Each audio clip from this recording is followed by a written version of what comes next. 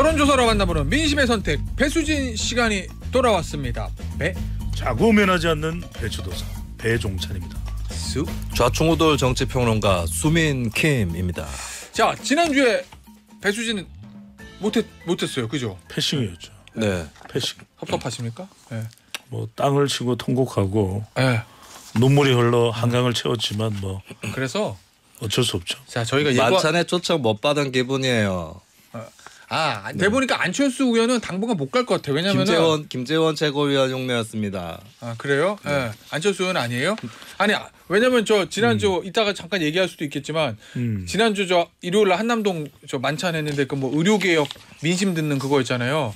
근데 인효한 최고위원은 갔는데 같은 의사 출신 안철수 의원하고 그러면 또 누구지? 한지아 의원도 의사 출신은 못 갔어.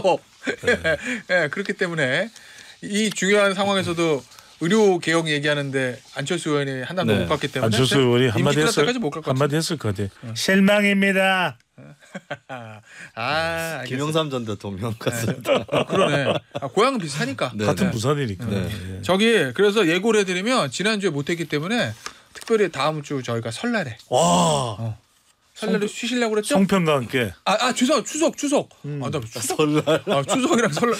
와는 뭐야? 설날은 내년인데. 훅 건너뛰었어요. 설날. 추석 다음 주 화요일이 추석 당일이거든요. 네. 저희는 생방이에요. 예. 생방이기 때문에 배수진 두 분을 초대합니다. 그때는 무슨 여론조사를 다루면 될까요? 추석 때. 여론조사를 할지 그냥 뭐 딴 걸 할지 모르겠는데 하여튼 이 두 분하고 한 분 더 있습니다. 누군지 얘기하지 마세요. 스페셜 원. 예. 플러스 원이 있어요. 네. 예. 조금 김수민 평론가 긴장할 수도 있을 것 같아. 유명 정치인이 직접 온다는 이야기도 있고. 뭐 많이 와요. 그렇습니다. 그래서 특별히 저희가 송편 먹으면서 할지 아닐지 생각 좀 해볼게요.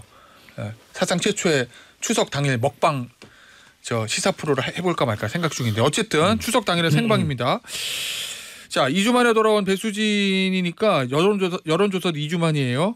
근데 예전 여론조사 같은데 이거 숫자가 똑같아가지고. 아닙니다. 아니에요? 지난주와 이제 긍정평가는 똑같이 나왔어요. 그래요? 갤럽 기준? 그렇습니다. 오늘 소개되는 모든 조사는 중앙선거론조사심의위원회 홈페이지에서 확인 가능합니다. 한국갤럽이 자체적으로 지난 3일부터 5일까지 무선 가상번호 전화면접 조사고요. 윤석열 대통령이 대통령에서 직무를 잘 수행하고 있는지 아니면 잘못 수행하고 있는지 물어봤습니다.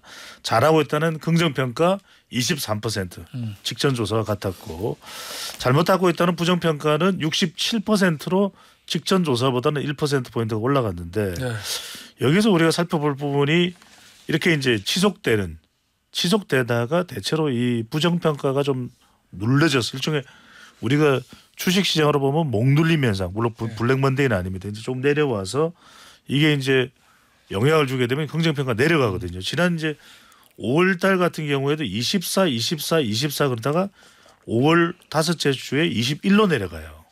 그러니까 이제 이런 현상이 나타날 수가 있겠죠. 그러니까 부정평가가 조금 더 쌓이게 되면 23으로 막았으면 선방한 거예요 지금? 대통령이 좋아야 되는 겁니까? 이거 더 안 떨어졌어? 아니죠. 빨리 지지율을 더 끌어올려야죠. 지지율로서 해결할 수 있는 문제가 많다. 두 번째는 뭐냐면 제가 이제 이 말씀을 드린 이유는 의료 문제가 계속 불거지는데 그래도 안 떨어지고 23으로 버틴 게. 그럼 23은 우리가 이제 매트릭스 분석을 해보면 대체로 어디로 안 가고 끝까지 남아 있을 비율이 대략 한 20에서 한 22% 정도 된다. 왜냐하면 지금 갤럽 조사에서 10%대로 내려간 적은 없어요. 최저치가 21입니다. 근데 이번 조사가 23이니까 대체로 20 이상, 20에서 23 정도 사이가 최저치 수준으로 이제 일단은 그 마지노선이다. 근데 이제 문제는 뭐냐면 방금 전에 이제 김태년 그 얘기를 했던 대로 대륙주, 그러니까 대구 경북 60대 주부청이 핵심 지역 기반이거든요. 근데 여기가 흔들린다는 거예요. 그러면은 세부 지표를 보면 좀 더 안 좋다. 그렇죠. 겉은 그러니까 23이지만 임기 초반하고 비교를 해보면 지금 이제 윤석열 대통령 임기 이제 2년 4개월째 지나가고 있는데 거의 여기가 임기 초반하고 비교해 보면 반토막이 났어요. 지금 핵심 지역 기반이. 그러니까 이제 한 60% 50-60% 나왔던 대구 경북 60대 주부청이 지금은 20-30%대로 나오고 있다. 그다음에 세 번째는 이제 짧게 마무리를 드리면 뭐냐면 이렇게 되면은 윤석열 대통령이 4+1 계획을 이야기하는데 굉장히 중요한 계획이잖아요. 국민들을 그렇죠. 위해서도 윤석열 정부의 공약을 떠나서. 그런데 이게 탄력을 받기 힘들죠. 왜냐 야당은 관련 법안을 통과시켜준다 아닐 가능성이 높고 그리고 국민들도 최근에 이제 검투세와 관련된 것도 수치는 말씀 안 드립니다. 여론이 긍정적인 듯 했는데 또 부정적인 것으로 바뀐 것 아니냐라고 하는 또 반응도 나오거든요. 자, 일단 세부지표 제가 말씀을 드리면 긍정 부정입니다. 대구 경북이 37대 49, 60대가 35대 55, 70대 이상이 45대 47, 전업주부가 36대 57, 내 정치 성향이 보수다 이렇게 말씀하신 분들이 42대 49. 이게 지금 대구 경북 60대 70대 주부 그리고 보수 이게 다 대통령의 지지 기반인데 그렇죠. 다 부정평가가 높아. 알겠습니다. 그래서 이제 총 23이 나왔다. 이게 지금 세부지표까지 보면 고정지지율 쉽게 얘기하면 선거 때 표 나와야 되는 데서 표 안 나오는 거잖아요 지금. 그리고 20%대가 고착화돼가고 가장 큰 원인은 어디 있다고 봐요? 가장 큰 원인이 없다는 것이 가장 큰 원인인 것 같아요. 그냥 이유 없이 흘러내리는 거. 여러 가지의 원인들이 있다. 그리고 총선에서 뭐 하나 뽑을 게 그렇죠. 없다. 그러니까 총선에서 패배를 하고 난 다음에 국민들이 기대하는 게 있어요. 어떻게 국정 기조를 바꿀 것이냐. 여기에 대한 답들이 잘 보이지 않는다라는 것이 이게 의대 정원 문제뿐만 아니라 여러 가지로 깔려 있는 거고. 기존의 악재가 해소되지 않은 상태에서 의대 정원, 의대 증원, 응급실 문제라는 새로운 악재가 또 생겼다. 요 얘기인 거죠. 아니요. 의대 증원도 원래 어느 정도 악재가 되고 있었고 여러 가지가 계속 지속되고 있는 거고 뭐 경제 안보 이런 뭐 보수층에서도 중요시하는 이런 것들에 이제 특별한 답이 제시가 안 되고 있다라고 하는 측면이 총체적이다라고 일단 봐야 될 것 같고 저는 이제 좀 직업별 직종별 지지도를 좀 보는 편인데요. 직종별 지지도요. 왜냐하면 이제 잘 나가는 정권은 블루 칼라든 화이트 칼라든 자영업자든 고루 높아요. 뭐 그렇겠죠. 그리고 근데 좀 그 정권이 조금 안 된다 싶으면 어디부터 하락을 하느냐. 블루 칼라가 하락을 합니다. 왜 그래요? 더 민감하고 블루 칼라가 화이트 칼라에 비해서는 살짝 정치 고관여층이 조금은 적은 편이에요. 근데 그런데도 거기서 탈락을 한다는 거는 전반적으로 안 좋게 느껴진다. 그리고 경제 나쁘다. 우리에 대해서 이해가 별로 없다. 정권이 이런 거거든요. 근데 이제 보면은 원래 화이트 칼라 쪽은 사무관리라고 한국갤럽에서 표현하고 있는데 이쪽은 원래 민주당 지지층이 높은 편이에요. 그래서 좀 낮다고 치더라도 블루 칼라에서는 어느 정도 높아줘야 됩니다. 근데 지금 보면 블루 칼라 기능 노무 서비스가 17대 71, 긍정 부정이 사무관리는 14대 75 붙고 있어요. 블루 칼라나 화이트 칼라나 요런 경우가 사실 지지율이 많이 하락했을 때 나오는 현상이거든요. 특히 국민의힘 정부에서. 그나마 이제 자영업자는 비교적 높은 편인데 자영업자도 26대 68이에요. 이런 걸 봤을 때는 이제 경제 문제도 굉장히 크다. 이렇게 볼 수 있을 것 그러니까 같습니다. 임기 초반에는 자영업청이 60%가 넘었거든요. 근데 이제 그게 경제 현상도 있을 수가 있는데 경제 이유일 수도 있는데 물론 역대 대통령도 그렇지만 대통령 평가에 가장 큰 영향을 주는 게 경제인데 그래서 대통령 부정평가 이유도 보면 지난주까지는 경제였어요. 아니나 다를까. 경제 민생 물가인데 지금 소개되는 가장 최근 한국 갤럽 조사에서는 의대 정원 확대가 가장 높아요. 아니 저는 경제 얘기하니까 이게 딱 눈에 보이는데 직종별 보니까 유일하게 긍정평가 30%대를 그래도 찍고 있는 주부층 그다음에 무직 은퇴층이거든요. 그렇죠. 이 두 직종의 공통점은 내가 직접적으로 지금 경제 활동을 하지 않는 층이에요. 거기서는 그래도 30% 나왔는데 여기가 높은 이유는 노년층이 많아서 그러니까 직접적으로 내가 뭐 자영업이든 블루칼라든 화이트칼라든 경제 활동을 하는 사람들은 대부분 20% 10% 이래. 야 이게 경제 문제가 또 중요하긴 한데 거기다 지금 의료 문제까지 터져서 뭐 이런 것 같습니다. 근데 이제 이번 조사 또 하나의 특징은 뭐냐면 2주 전과 비교를 해보면 보수층 응답자는 2주 전에는 301명이었는데 지난주는 이제 276명이었는데 이번 조사 오늘 소개드리는 조사에서 자기가 보수층이라는 응답은 260명이에요. 점점 줄어들고 있다. 그 얘기는 뭐냐면 조사조차 응답하는 적극성이 떨어지는 거는 뭐냐 외면 현상이죠. 이거 샤이 보수층입니까? 그러니까 샤이 보수일 수도 있고 또는 쉐임일 수도 있는 거고. 그러니까 쉐임. 이건 뭐냐면 수치심 무슨 뭐 홍길동이야? 보수로 말하지 못하고 뭐 이런 그러니까 거. 이러면은 이제 조사에 응하지 않는 경우는 이제 아예 쉐임 예. 보수가 될 수가 있는 거고 조사에는 응했는데 뭐 지난주 조사까지는 왜냐면 우리는 이 이념 성향의 구분이 그렇게 뚜렷하지가 않아요. 그러면은 예. 보수라고 했던 사람도 일부는 그냥 중도하는 게 낫겠다. 그러면은 중도다. 이렇게 이제 응답을 일부를 할 수가 있는 거죠. 윤석열 대통령 때문에 보수층이 어디 가서 나 보수주의자인데 보수 정당 지지하는 데를 말을 못하는 상황이다. 뭐 이런 그런 얘기? 상황이 벌어지죠. 그런 상황이 있을 수 있죠. 예. 이게 샤이 보수라고 하면 그래도 예. 투표할 때는 찍는다가 예. 될 수도 있는데 예. 아예 이러다가 기권을 해버릴 수도 있다. 쉐임이면 기권이지. 예, 그런 걸 볼 수가 있고 그다음에 연령대별로 보면 18세부터 40대까지가 되게 낮거든요. 예. 그리고 아까 전에 제가 블루 칼라, 화이트 칼라 말씀드렸는데 네. 쉽게 얘기하면 직장에 가면 혹은 학교에 가면 더 심하다 부정평가가. 네. 예, 이렇게 사람이 모이면은 10명 모이면은 한두 명이 예. 이 정부 잘한다라고 얘기를 할 때 그럼 더더욱이나 좀 샤이 보수라고 할까 이분들은 위축될 수 있는 것이죠. 이게 왜 위험하냐면 우리가 왜 선거 때 여론조사를 해보면 지난 총선도 마찬가지인데 정작 후보들 조사를 해보면 지지율이 별 차이가 안 나요. 후보들. 가령 뭐 서울의 동작구다 또는 강북구다. 그런데 나중에 뚜껑을 열어보면 보수 유권자들의 참여가 좀 투표율이 낮았다 이렇게 분석을 하잖아요. 그게 뭐냐면 대통령 지지율이 낮으면 예. 투표소로 가는 적극성이 떨어져요. 그러니까 여론조사에는 응답을 하는데 예. 집에 전화가 걸려오거나 휴대폰으로 전화가 걸려왔기 때문에 그래서 대통령 지지율을 높이는 게 아주 중요해요. 그러니까 사실은 많은 문제가 해결될 수 있어요. 지지율이 윤석열 대통령이 50%가 넘는다. 그러면은 뭐 최혜병 특검이나 또는 김건희 여사나 이런 부분의 상당 부분의 문제 해결을 지지율로도 그냥 그렇죠. 상당 부분을 해소할 수가 있는데 지지율이 낮으면 그게 안 되는 거죠. 알겠습니다. 자, 이거 좀 볼게요.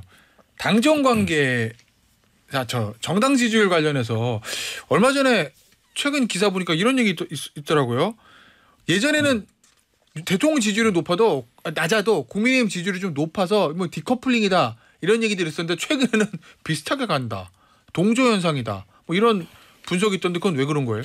디커플링은 있다 할지라도 총선 때 정도였을 거예요. 총선 때는 윤석열 대통령 부정평가를 하는 사람도 자신이 전통적인 국민의힘 지지층이거나 뭐 보수적이라고 스스로 인식한다거나 이렇게 되면은 국민의힘은 지지한다라고 밝힐 수 있는 것이고 마찬가지로 또 이게 대선이 가까우면 그런 현상들이 있습니다. 선거 때문에 대통령에 대해서는 5년 거의 지켜봤는데 실망스러웠어라고 한 사람들 중에서도 여당 후보를 지지하는 사람들 꽤 있기 때문에 그럴 때는 여당 지지율이 대통령 지지율보다 높을 수 있는 거죠. 근데 평시에는 결국 여당 지지율도 대통령 지지율에 의해서 좌우된다라는 측면에서는 좀 디커플링을 현재로서는 내다보기는 어렵다고 봐야 될 것 같습니다. 자, 알겠습니다. 또 다른 이유가 있는 게 당의 지지율을 구성하는 것은 3P라고 보면 돼요. 하나는 이제 이념, 필로소피, 또 하나는 뭐냐면 팔러시, 정책, 마지막에 이제 피플인데 또 다른 구심점 원래 있는 얘기예요, 만든 얘기예요? 실제로 있는 이야기죠. 실제로 있는 얘기구나. 아니 나 저를 배추도사를 어떻게 봐요? 아니 만든 얘기여야 더 만들었다 높게. 그러지 더 높. 그래서 그걸 제가 만들어서 이론이 된 거예요. 근데 이제 그런 거예요? 왜 그러냐면 멋있다. 일단은 여전히 이 국민의힘이 대통령의 영향력 범죄에서 못 벗어나기 때문에 디커플링이 되면 구심점이 다른 구심점이 있어야 돼요. 그러니까 차기 대선 주자. 그렇죠. 확연히 한동훈 대표를 중심으로 해서 당이 굴러가고 있다, 작동되고 있다. 또는 이제 P를 말씀드렸듯이 그거는 정책, 당이 뭔가 주도하는 정책이 있다. 또는 이제 이념인데 윤석열 대통령은 좀 강력한 보수 성향이라면 가령 당은 좀 중도 외연 확장까지 하는 이미지라면 그게 디커플링이 돼요. 그러니까 이제 온도차가 있어야 되겠죠. 근데 이제 당도 지금 보면은 윤석열 대통령의 기존 국정 운영 스타일에서 크게 못 벗어나고 있다. 이런 평가를 지금 받고 있다고 봐야 돼요. 알겠습니다. 자, 이런 가운데 시사저널이라는 주간지에서 재미있는 여론조사가 나왔습니다. 차기 대통령감 양자 대결. 그러니까 하나는 민주당의 이재명 대표를 후보로 놓고 국민의힘의 한동훈, 오세훈, 원희룡, 안철수로 4명을 붙인 거예요. 1대1로. 그리고 또 하나는 국민의힘의 한동훈 대표를 후보로 놓고 민주당의 이재명 대표는 했으니까 김경수, 김동연, 김부겸, 조국 이렇게 쫙 붙인 거예요. 야권에. 요거 소개부터 좀 해주세요. 아, 요거 소개는 저기 김수민 평론가 좀 했습니다. 이 글씨가 작아지고 제가 노안이 왔어요. 아, 솔직하셔라. 예. 이게 잘 안 보여요. 나는 보이는데. 예. 예, 이거는 시사저널이 한국여론평판연구소에 의뢰를 해서 실시를 했고요. 8월 29일부터 31일까지 무선 자동응답으로 조사를 실시를 했습니다. 네. 자, 그 결과 첫째 제가 읽어드릴까요? 일단 이재명 민주당의 결과는 제가 읽어드릴게요. 민주당의 이재명 대표를 놓고 국민의힘에 후보 바꾼 거 존칭을 빼고 합니다. 지금 유튜브로 나가요. 이재명 대 한동훈 54대 35, 이재명 대 오세훈 54대 35, 원희룡 57대 29, 안철수 56대 27 이래요. 근데 내가 궁금한 거 일단 차기 국민의힘 저 대선 후보로서 좀 앞서가는 축인 상위권에 있는 사람인 한동훈 대표하고 오세훈 시장의 경우에 이재명 대표하고 양자택일 붙였더니 두 사람 똑같이 나왔어. 54대 35, 54대 35. 이건 뭐예요? 그러니까 이제 되게 좀 후보가 바뀌면은 달라지지 않나 숫자가? 이 조사의 특징을 말씀드릴게요. 그러니까 차기 정치 지도자인데 이 조사 결과를 보면 이게 지금 대선 내일 모레 대선하면 이렇게 나온다는 거죠. 그렇죠. 가상대결인데 이재명 대표가 국민의힘 어떤 후보에게도 다 이겨요. 지금 두 번째는 뭐냐면 민주당에서 이재명 대표가 아닌 다른 후보가 나와도 지지 않아요.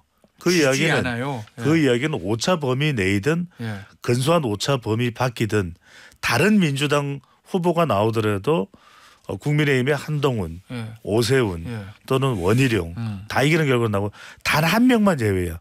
김부겸 전 총리가 나오면 붙어볼 만해요. 자, 그거는 뭐냐면 한동훈 대 민주당 후보. 자, 한동훈 대 이재명이 35대 54, 한동훈 대 김경수 36대 38, 김동연 35대 39, 김부겸 35대 34, 조국 36대 48 이렇게 나옵니다. 그래서 이건 두 번째 정리를 하면은 양상훈 조선일보 칼럼에 그 분석을 썼어요. 이재명 대표가 나오면 한동훈 대표를 이기고 민주당의 다른 이재명 아닌 후보가 나오면 모든 국민의힘 후보를 이길 것이다. 그런 분석을 했어요.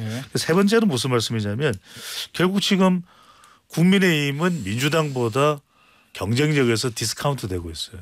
이게 원인이 국민의힘이든 아니면 윤석열 대통령의 관계이든 아니면 보수가 전반적으로 무너져 있든 내일 투표를 하면 국민의힘이 정권 재창출을 하기는 매우 어려운 상황이다. 그러니까 이건 위기 상황이에요. 자, 그럼 이게요. 우리 선거가 구도 이슈 인물 이렇게 얘기하잖아요. 그럼 지금 인물을 한동훈을 넣던 오세훈을 넣던 똑같이 35고 이재명 대표는 54란 얘기는 이게 인물 경쟁력이고 이슈고 간에 일단 구도에서 무너지고 있다. 네.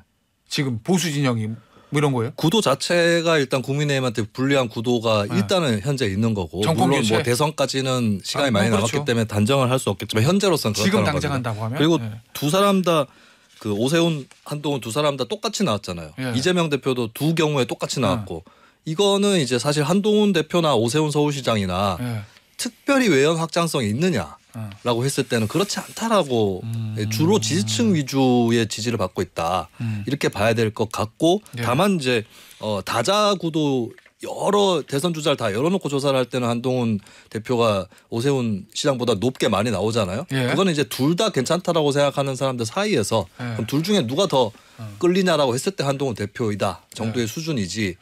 그것이 이제 중도층이라든지 무당층이라든지 혹은 민주당을 지지했던 사람들의 마음을 가져온다든지 여기까지는 못 가고 있다는 거죠. 두 사람 다. 쉽게 이야기하면 한동훈 대표가 팬덤이 있으니까 이제 더 큰 기대를 걸었을 법한데 여전히 이 조사 결과를 보면 한동훈 대표도 지지층은 결집하되 중도 외연 확장까지는 안 되고 있다. 이렇게 볼 수가 있는 거죠. 어쨌든 지금 그러면은 한동훈 대표가 민주당 후보가 누가 상대가 돼도 현재 하면 35, 36이에요. 그리고 오세훈 시장도 35예요. 이 얘기는 국민의힘의 진영 자체가 어떤 후보를 내든 간에 현재까지는 35에 묶여 있다는 거잖아요. 그런 거예요? 그렇죠. 그러니까 외연 확장이 전혀 안 되고 있다. 지금 조국 대 한동훈도 조국 48, 한동훈 36이에요.